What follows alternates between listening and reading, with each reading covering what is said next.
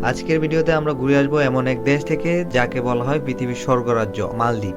রূপকথার মতো সুন্দর দ্বীপপুঞ্জ, নীল সবুজ সাগর, সাদা বালির সৈকত আর বিলাসবহুল রিসোর্ট সব মিলিয়ে মালদ্বীপ আজ কোটি মানুষের স্বপ্নের গন্তব্য। তবে সৌন্দর্যের পাশাপাশি রয়েছে বিস্ময়কর ইতিহাস, সংস্কৃতি আর এক ভয়াবহ বাস্তবতা। মালদ্বীপ হয়তো একদিন পুরোপুরি হারিয়ে যাবে সমুদ্রের নিচে। ভিডিও শুরু করার আগে মনে করিয়ে দেয়, যদি আপনি নতুন হয়ে থাকেন তবে আমাদের ট্রাভেল শরীফ চ্যানেলটি সাবস্ক্রাইব করতে ভুলবেন না। চলুন বিস্তারিত জানি এই অপূর্ব দ্বীপ রাষ্ট্র সম্পর্কে।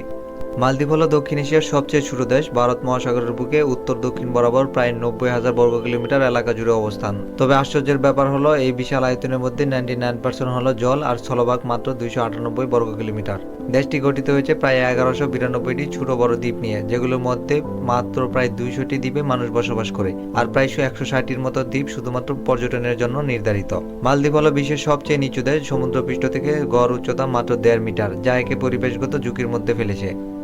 মালদ্বীপের রাজধানী হলো মালে, যার আয়তন মাত্র 9 বর্গ কিলোমিটার। অথচ এই ছোট শহরেই বসবাস করে প্রায় 1.5 লাখ মানুষ, ফলে এটি পৃথিবীর অন্যতম ঘনবসতিপূর্ণ শহর। পৃথিবীর অনেক দেশে সমুদ্র সৈকত খনিজ ও সাধারণ বালি দ্বারা গঠিত, কিন্তু মালদ্বীপের সৈকত তৈরি হয়েছে বিরল প্রবালজাত সাদা বালি দিয়ে। পুরো পৃথিবীতে এরকম প্রবাল সৈকতের সংখ্যা মাত্র 5%। এই কারণেই মালদ্বীপের সৈকত এতটা অনন্য ও আকর্ষণীয়। মালদ্বীপে সারা বছর গ্রীষ্মমণ্ডলীয় আবহাওয়া বিরাজ করে। গড় তাপমাত্রা থাকে 25 ডিগ্রি সেলসিয়াস। তবে ভ্রমণের জন্য সবচেয়ে ভালো সময় নভেম্বর থেকে এপ্রিল পর্যন্ত। এই সময় আকাশ থাকে পরিষ্কার, সাগরের পানি স্বচ্ছ আর আবহাওয়া সবচেয়ে মনোরম হয়। ইতিহাস বলছে খ্রিস্টপূর্ব 269 সালে ভারতের কলিঙ্গ রাজ্যের এক নির্বাসিত রাজপুত্র মালদ্বীপে এসে প্রথম বসতি গড়ে তোলেন। সেই সময় দ্বীপটির নাম ছিল দিবামারি। মালদ্বীপ দীর্ঘকাল ধরে পার্শ্ববর্তী ভারত, শ্রীলঙ্কা, আরব ও ইউরোপীয় ব্যবসায়ীদের প্রভাবে সংস্কৃতিগতভাবে বদলালেও নিজেদের একটি স্বতন্ত্র পরিচয় বজায় রেখেছে। তাদের রাষ্ট্রভাষা হলো দিবেহি, যা প্রায় 4 লক্ষ মানুষ ব্যবহার করে। খ্রিস্টাব্দ 1153 সালে মালদ্বীপের আদিবাসীরা ইসলাম গ্রহণ করে। আজ এটি পৃথিবীর সবচেয়ে ছোট মুসলিম দেশ। মালদ্বীপের সংস্কৃতি একদিকে আরবদের প্রভাবিত করে, অন্যদিকে দক্ষিণ এশীয় ঐতিহ্যের সাথেও যুক্ত। সঙ্গীত, নাচ ও লোক কাহিনীতে আছে সমুদ্রযাত্রা ও বাণিজ্যের ছাপ। বাংলাদেশের মতো মালদ্বীপেও সাপ্তাহিক ছুটি হয় শুক্রবার ও শনিবারে। মালদ্বীপের সৌন্দর্য শুধু এর সৈকতেই সীমাবদ্ধ নয়, বরং আসল জাদু লুকিয়ে আছে পানির নিচে। এখানে রয়েছে 240 প্রজাতির প্রবাল এবং অগণিত সামুদ্রিক মাছ। পৃথিবীর 7 প্রজাতির সামুদ্রিক কচ্ছপের মধ্যে 5 প্রজাতি মালদ্বীপে পাওয়া যায়। আছে 26 ধরনের হাঙর। ডলফিন সারা বছর দল বেঁধে সাগরে খেলা করে। ছোট ছোট রঙিন মাছ তো আছেই, তবে সবার আকর্ষণ কেড়ে নেয় পৃথিবীর সবচেয়ে বড় মাছ তিমি, হাঙর। মজার তথ্য হলো প্যারট ফিশ মালদ্বীপের সৈকত তৈরিতে বিশাল ভূমিকা রাখে। এরা প্রবাল খেয়ে থাকে এবং তাদের বর্জ্য থেকেই তৈরি হয় সাদা বালি। একটি পূর্ণবয়স্ক প্যারট ফিশ বছরে প্রায় 1 টন বালি উৎপাদন করতে পারে।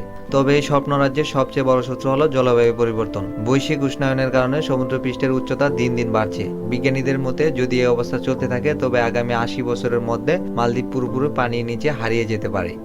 2004 সালে ভয়াবহ সুনামিতে মালদ্বীপের 57টি দ্বীপ ক্ষতিগ্রস্ত হয়েছিল। 21টি দ্বীপে পর্যটন বন্ধ হয়ে যায়, 14টি পুরোপুরি তলিয়ে যায় আর 6টি দ্বীপ একেবারেই ধ্বংস হয়ে যায়। 2009 সালে এই সংকটের প্রতি বিশ্ববাসীর দৃষ্টি আকর্ষণ করতে মালদ্বীপের রাষ্ট্রপতি মোহাম্মদ নাশিদ এক অভিনব পদক্ষেপ নেন। তিনি তার মন্ত্রিসভার 13 জন সদস্যকে নিয়ে সমুদ্রের তলদেশে ক্যাবিনেট বৈঠক করেন, যা বিশ্বকে চমকে দেয়।